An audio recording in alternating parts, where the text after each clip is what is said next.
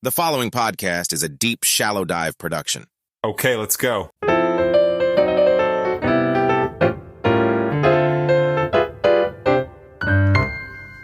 Having a complete podcast studio inside your house is actually pretty dangerous because I think I'm going to get addicted to doing this. Anyway, this is Ray Doustdar, and this is the first episode of The 712.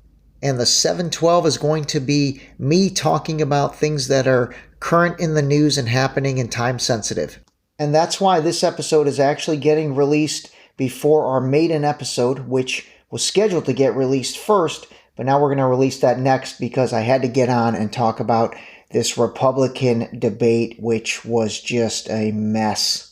After this, we will be launching the maiden episode. I don't know why I keep calling it a maiden episode, but the initial episode, I've got the Titanic on my mind too much. Anyway, let's get into this. This initial episode is going to focus on the Republican debate, the first Republican debate, which had all the candidates except Donald Trump on stage. And after watching this, I'm going to say something that's going to sound incredibly crazy, but I think they all should literally drop out and all throw their support behind Donald Trump, because that is the only way the Republicans stand a chance in this upcoming election. Seriously, hear me out on this, and if you're a Republican, give it some real thought. If you're a Democrat, you're probably laughing right now.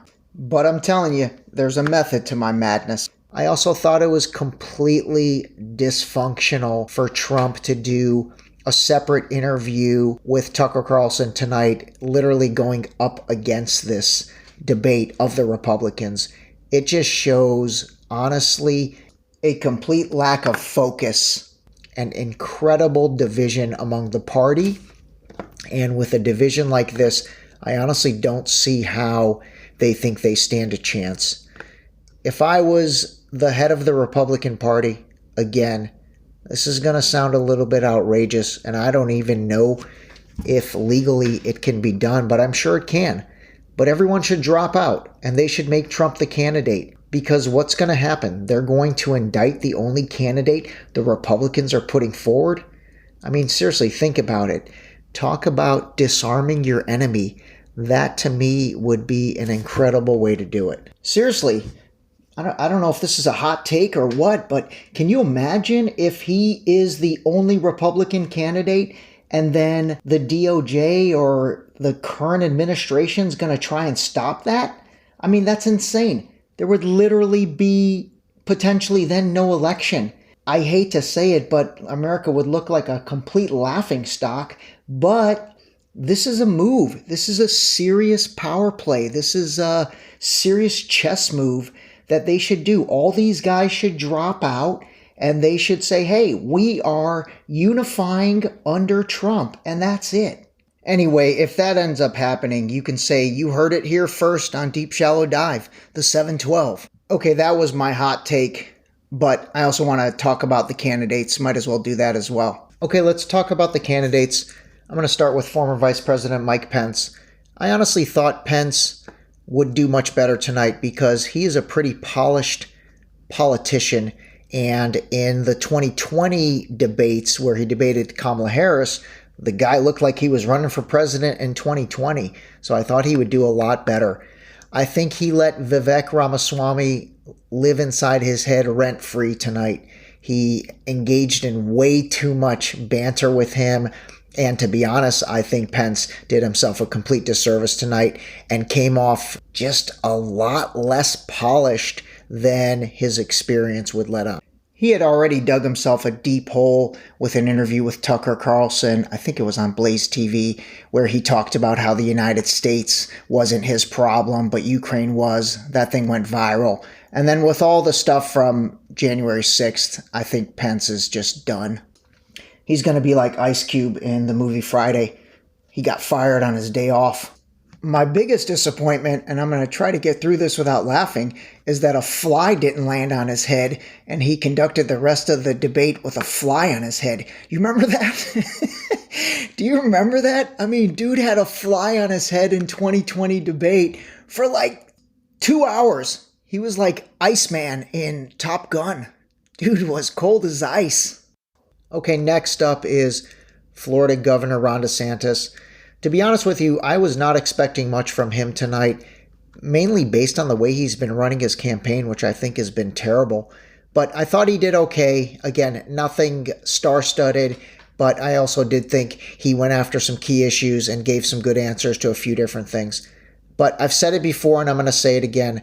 I think the smartest move for DeSantis would be to drop out, patch things up with Trump, and say for the good of the party and the good of the country, he's going to become VP. The guy's only 44 years old or 45 years old, and so you'd be VP for 4 years, and then you're setting yourself up for an 8-year run in the White House. That, to me, is the wisest move for this guy. Next up is Nikki Haley. Honestly, I'm not going to spend too much time on her because I'm just not a fan.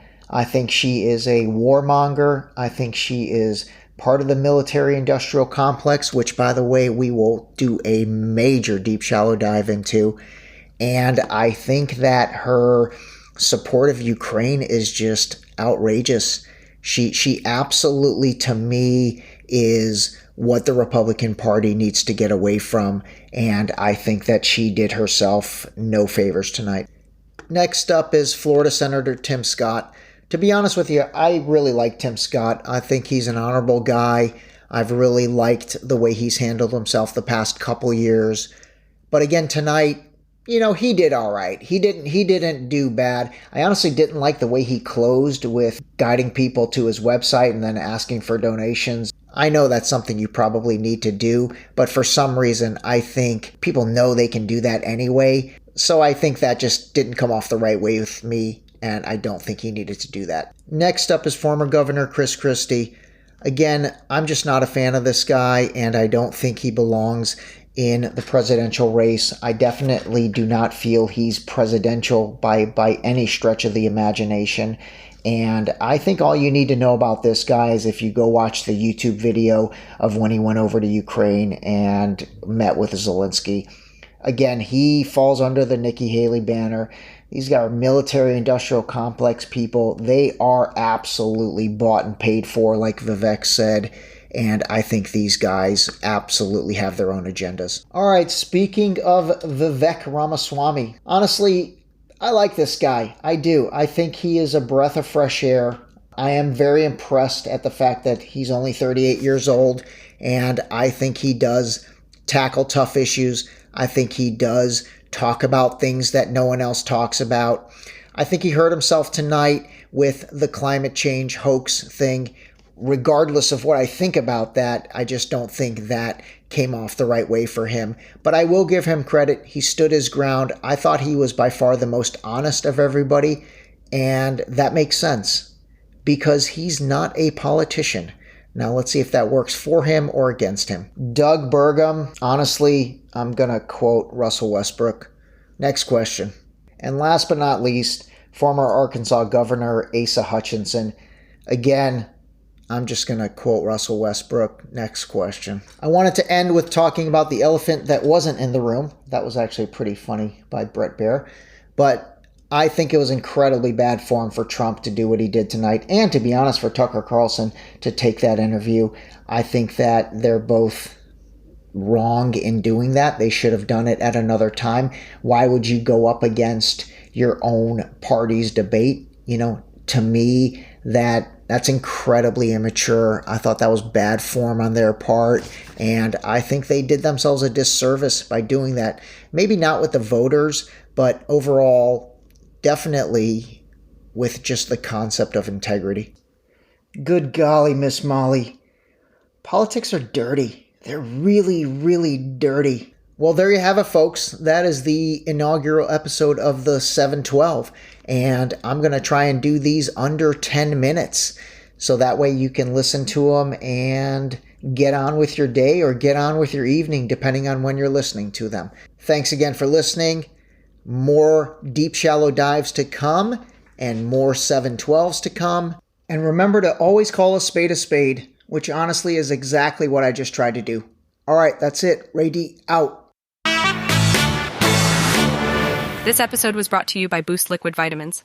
Wake up, take your Boost, start your day. Drink your vitamins, build your immune system with Boost. Available on Boost.com.